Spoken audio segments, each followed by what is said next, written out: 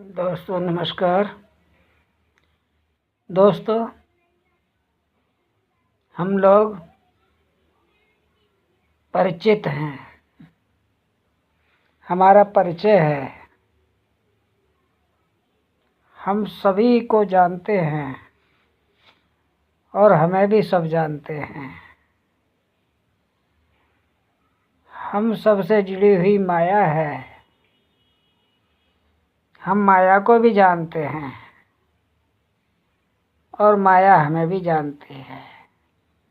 बेशक चाहे माया ना भी जानती हो तो भी कोई बात नहीं,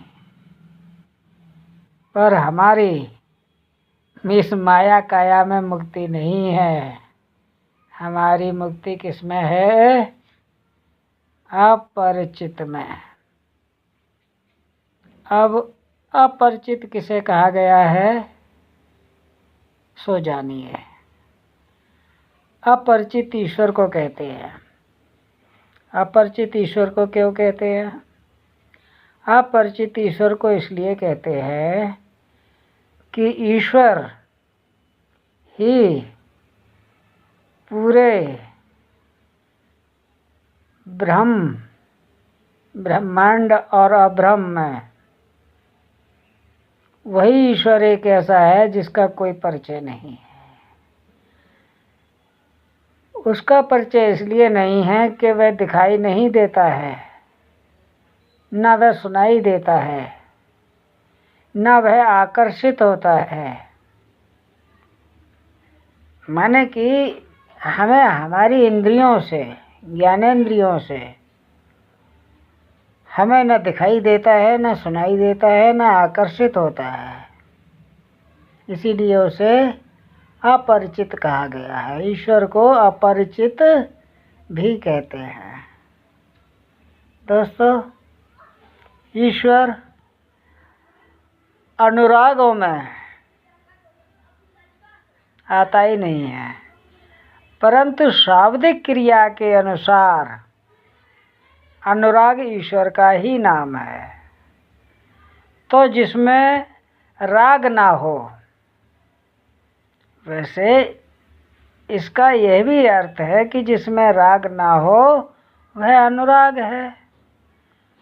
यानी राग के बिना जिसे हम कहते हैं वही अनुराग ईश्वर है।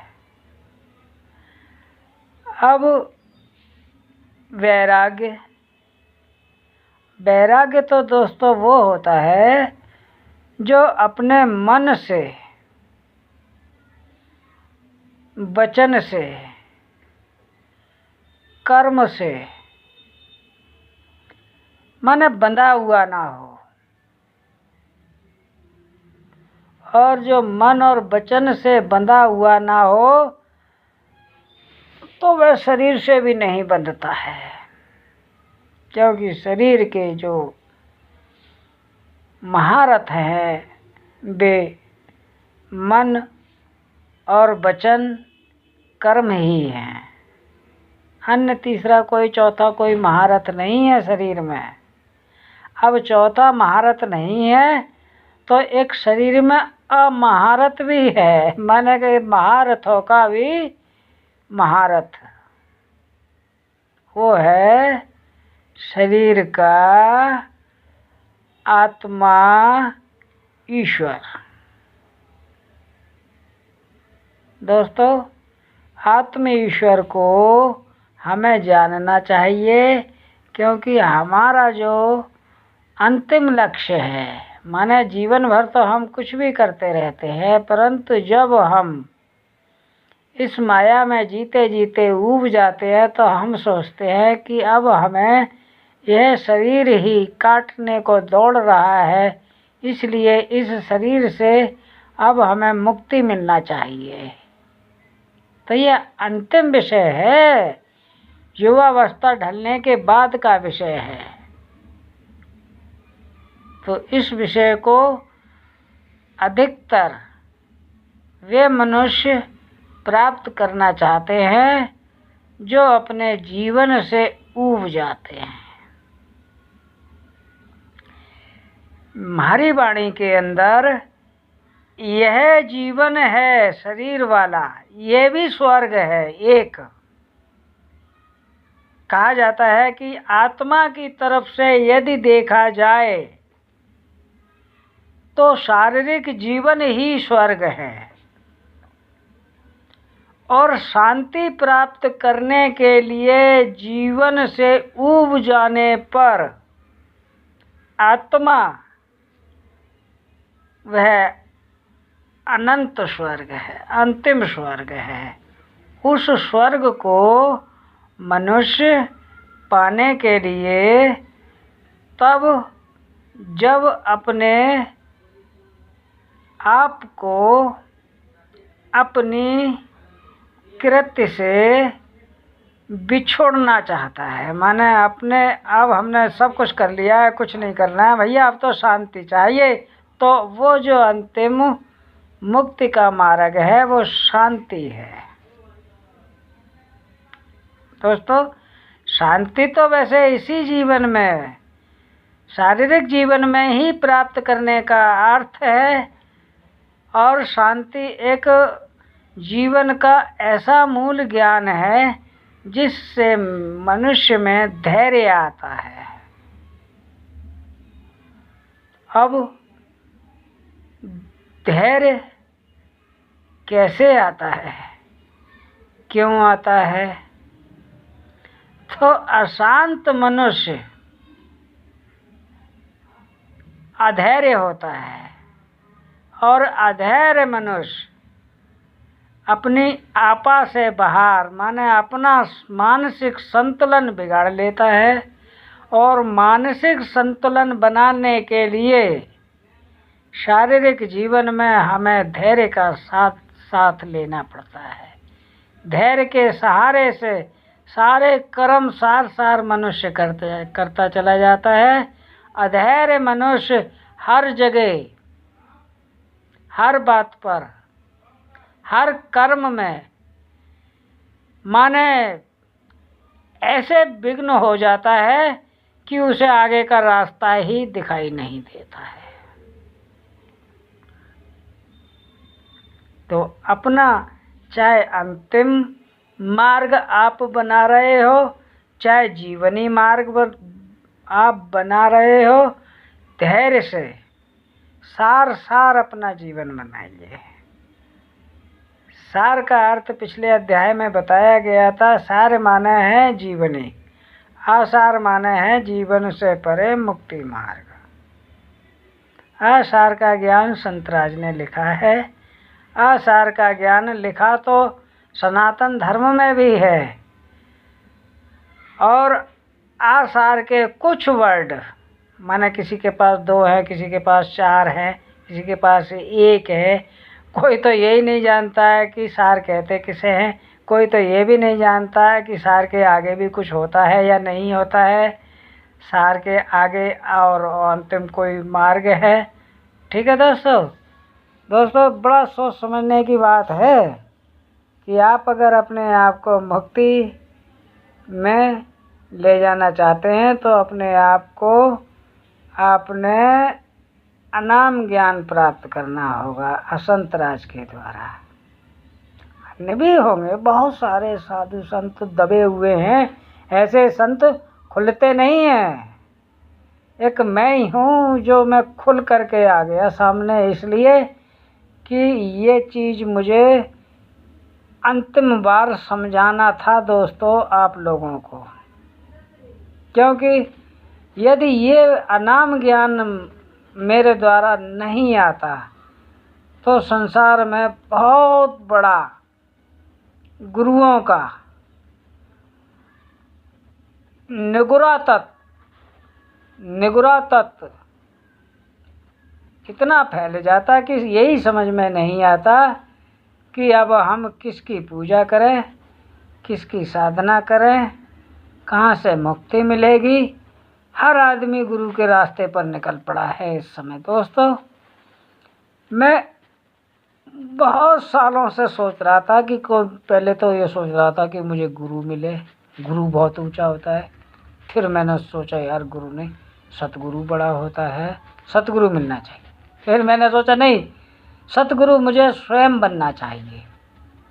ठीक है दोस्तों, जब मैं सतगुरु की पदवी को जान चुका था तब मैंने सोचा यार इससे आगे क्या है। जब मैं इससे आगे बढ़ा तो मैंने कहा नहीं, गुरु और सतगुरु के द्वारा मुक्ति नहीं है, कोई अनाम गुरु मिलना चाहिए मेरे को, अनाम ज्ञान देता हो।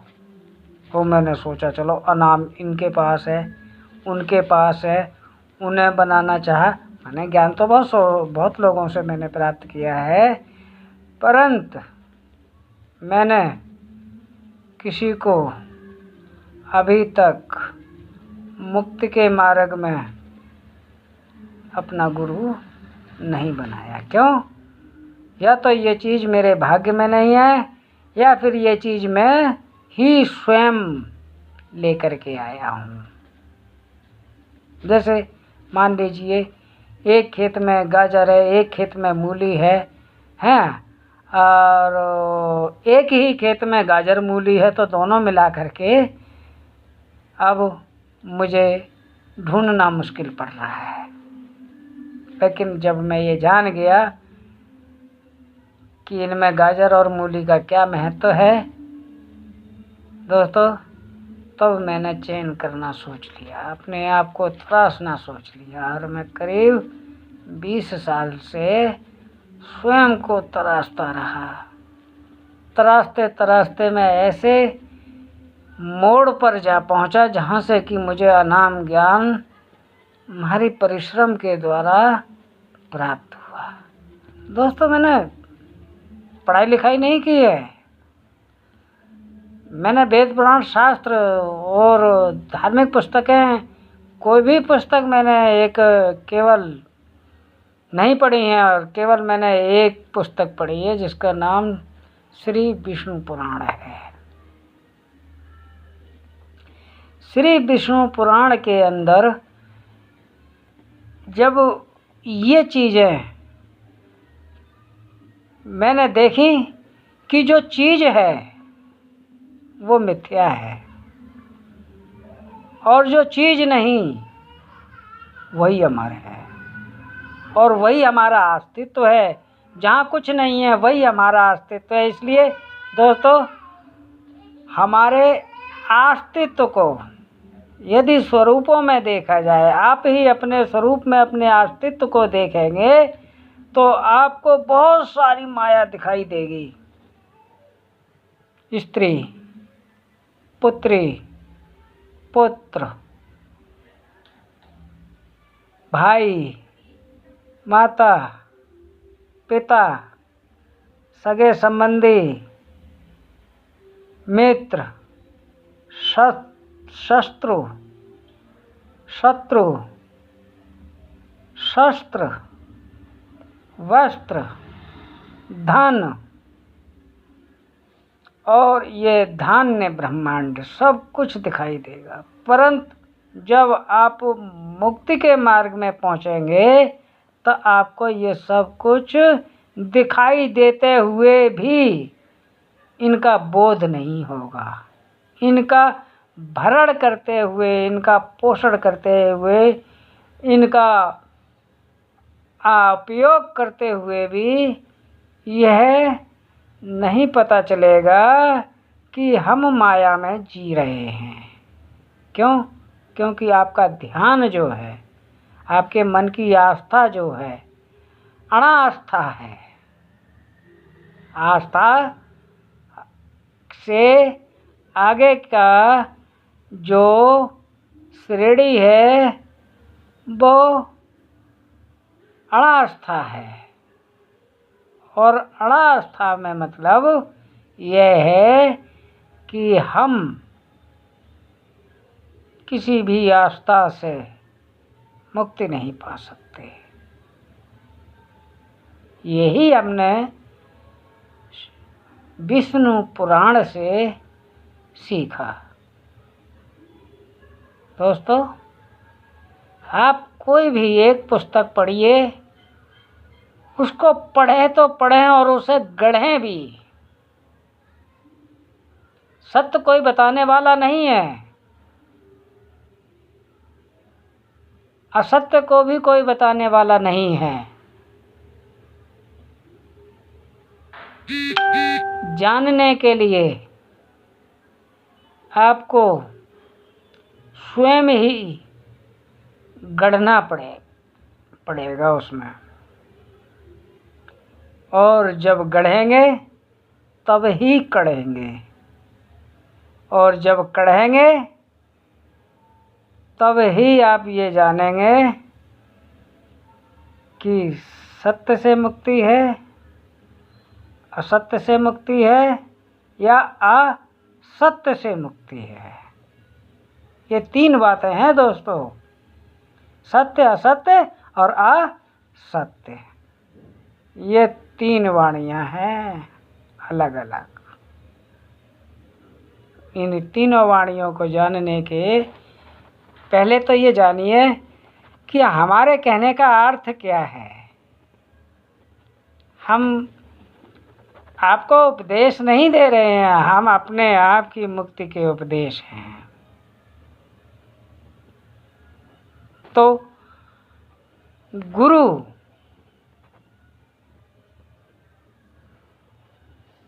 और सतगुरु इसीलिए बताया है कि इनसे मुक्ति नहीं है। क्यों? क्योंकि ये मायावी जीवन के लिए, जीवनी प्रक्रिया को चलाने के लिए तो श्रेष्ठ हैं, परंतु मुक्ति दिलाने के लिए एक भी श्रेष्ठ नहीं है। हाँ, यदि ये अपने शिष्य को यदि सत्कर्म पर ढाल लें तो मुक्ति दिला सकते हैं। तो दिलाने वाला कोई नहीं है। कहते हैं जो मुक्ति के मार्ग में प्राप्त करना होता है वो आप प्राप्त करता है। कोई भी ताले की चाबी लेकर के स्वर्ग के द्वार पर, पूरे संसार की बात कर रहा हूँ मैं, कोई भी चाबी लेकर के नहीं बैठा है कि या मैंने तुझे ज्ञान दिया था, आ तू स्वर्ग में जा। ये सारी बातें एक ढकोसला है दोस्तों। यदि मनुष्य पाप करता है और पाप करने के बाद वह गुरु से उस पाप के लिए जपन करता है, कहता है कि गुरुदेव मेरा ये पाप समाप्त तो हो जाएगा। गुरुजी कहते हैं हाँ, ये जपो जाके आपका पाप समाप्त होगा। यदि जपने से किसी का पाप समाप्त होता है तो वह गुरु आकर के मेरे से मिले, बात करे और जाने कि हमारी इच्छा क्या है इसके विषय में। हम अभिज्ञानी नहीं हैं दोस्तों। हमारे भारत में सनातनी हमसे भी बड़े बड़े विद्वान हैं, वे बोलते तक नहीं हैं। क्यों? क्योंकि वे जानते हैं इस मायावी ज्ञान में यदि हम बोले तो इसमें हमारी मुक्ति का मार्ग खो जाएगा। परंतु मैं गृहस्थ में तपा, हमारे साधु संतों ने शादी नहीं की, सनातन धर्मियों ने, कुछ शंकराचार्यों ने, कुछ वैष्णव गुरुओं ने शादी नहीं की और पाप भी नहीं किया, और उन्होंने अपना वैराग्य में पूरा जीवन काट लिया। तो यदि उन्होंने किसी को मारा नहीं है तो उनकी मुक्ति निश्चित है। इसमें कोई दोहरावा नहीं है। जो हत्याएं करता है उसे कभी मुक्ति नहीं मिलती है। और हमारे भारत में हर मनुष्य कुछ ही शाकाहारियों को छोड़कर 70% वे जो दूसरे का मांस खाकर ही अपने आप को स्वर्ग में भेजना चाहते हैं, उनका गुरु कैसे ये पाप समाप्त करवा सकता है? स्वयं का तो पहले कर ले। यदि वह ऐसे शिष्यों को पालता है तो स्वयं को तो पहले कर ले। पहली बात ये है। दूसरी बात ये भी है कि जिसके पास अनाम ज्ञान नहीं है, सार के एक आध शब्द हैं तो नहीं चलेगा, सार का ज्ञान होना चाहिए। इस समय के अनुसार सार का ज्ञान चाहिए। सार के वे शब्द नहीं चाहिए जिनसे कि मनुष्य जपता रहे और पाप करता रहे। एक तरफ पूजा एक तरफ पाप, कभी मुक्ति नहीं होगी। और यदि कोई मुक्ति होना चाहता है तो मेरे को भी वो मुक्त करवा ले आके, क्योंकि मैंने बहुत सारे पाप किए हैं। मेरे से भी भूल में जाने कितने पाप होते चले जाते हैं। करता तो मैं परिश्रम हूँ, मेहनत का खाता हूँ।